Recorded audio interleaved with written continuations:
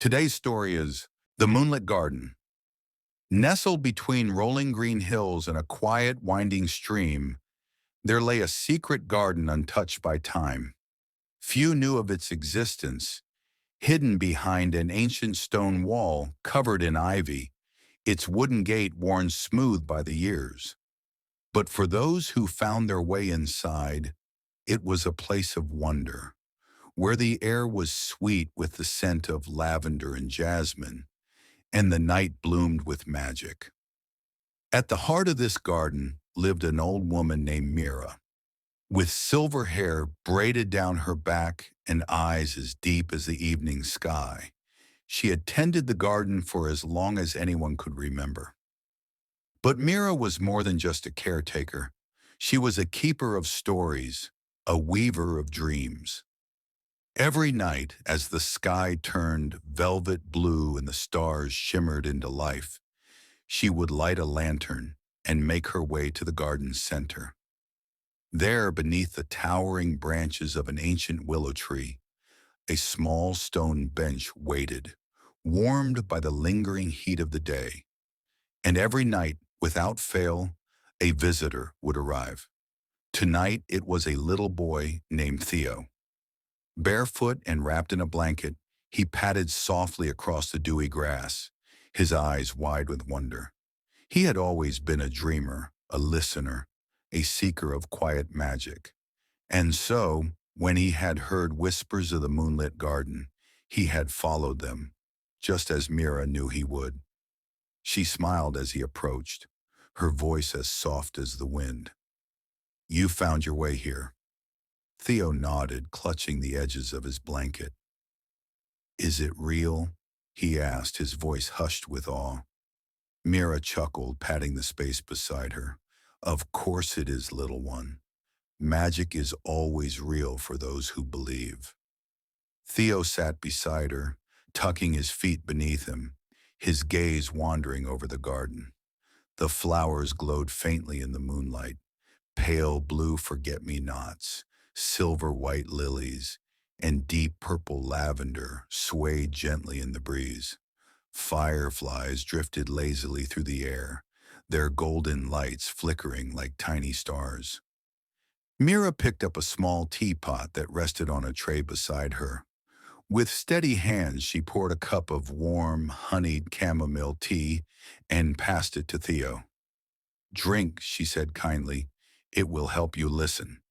He sipped, the warmth spreading through him like a gentle embrace. "Listen to what?" Mira gazed up at the moon, her voice a whisper. "The garden tells stories, Theo.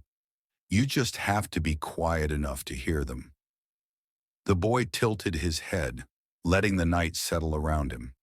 At first, there was only the soft rustling of leaves, the bubbling of the nearby stream. But then he heard it, a faint hum, like a lullaby woven into the air.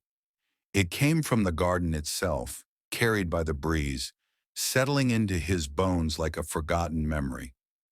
Mira closed her eyes, listening, and then she began to speak. The story of the Moonflower. A long time ago, before the moon knew its own light, there was a tiny seed buried deep within the earth. It lay there for many years, nestled in the dark, dreaming of the sky. The other flowers whispered to it.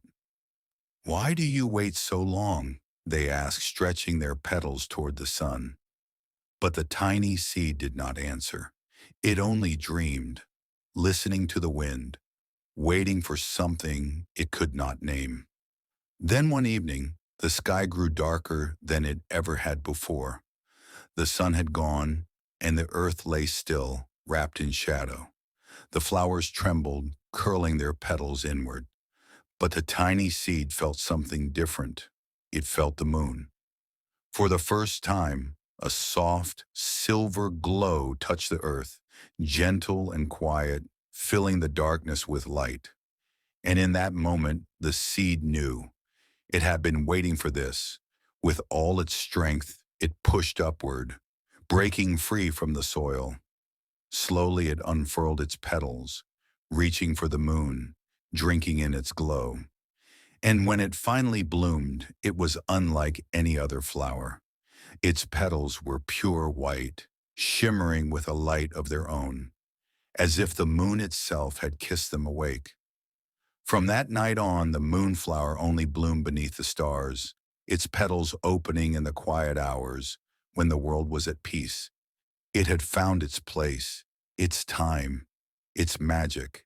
And so, even now, if you find a moonflower in bloom, you will know. You are exactly where you are meant to be. Theo sighed, his body growing heavier as sleep brushed against his mind. I like that story, he murmured, his eyelids fluttering.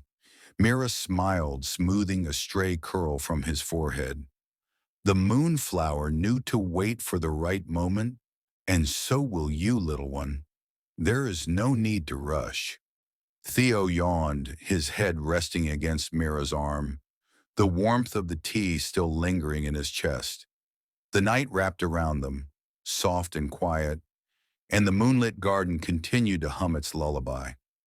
As the stars drifted across the sky, Theo's breath evened out, deep and slow, his dreams filled with glowing flowers and silver light. And somewhere in the garden, hidden among the petals, a tiny moonflower bloomed, just for him.